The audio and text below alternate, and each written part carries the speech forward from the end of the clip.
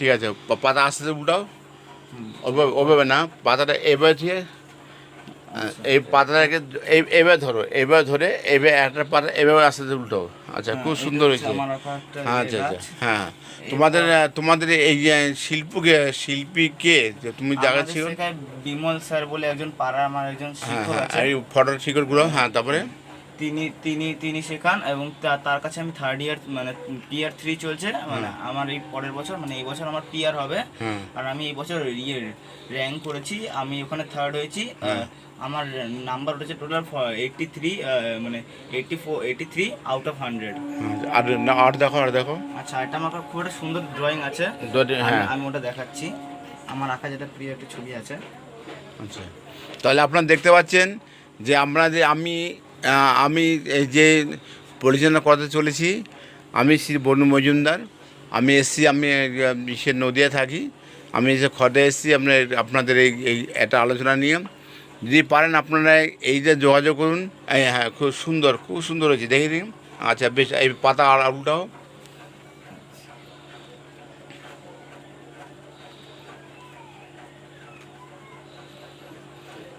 যা ছেলের শিল্প ভালো হচ্ছে।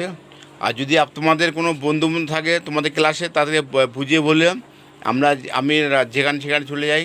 আর আমাদের এই স্বপ্ন পূরণ, এই দেখতে পাচ্ছেন যে স্বপ্ন পূরণ সাহিত্য পত্রিকা ও সাংস্কৃতিক মঞ্চ, আমরা এইগুলো পড়ে থাকি।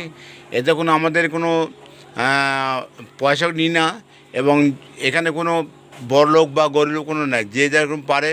আমরা জাতকে জাত ভেদাভেদ করি না।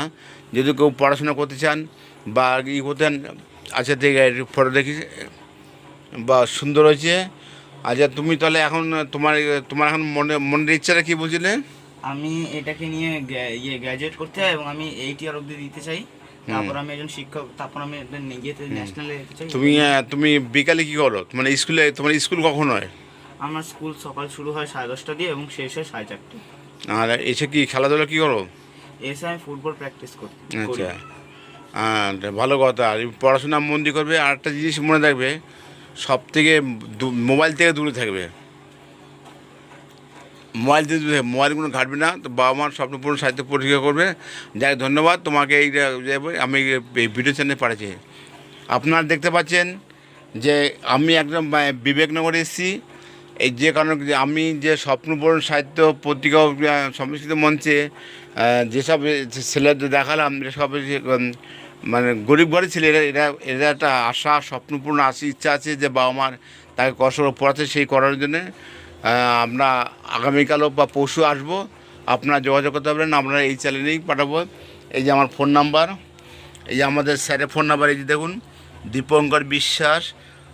দেখুন, দীপঙ্কর বিশ্বাস 5131 07 এইটা। আর বনমঞ্জারের যে নৃত্য করেন তিনি, এর ফোন নাম্বার এই যে এটা। আপনার যোগাযোগ করুন, আপনার সব জায়গায় পৌঁছাবে। ধন্যবাদ।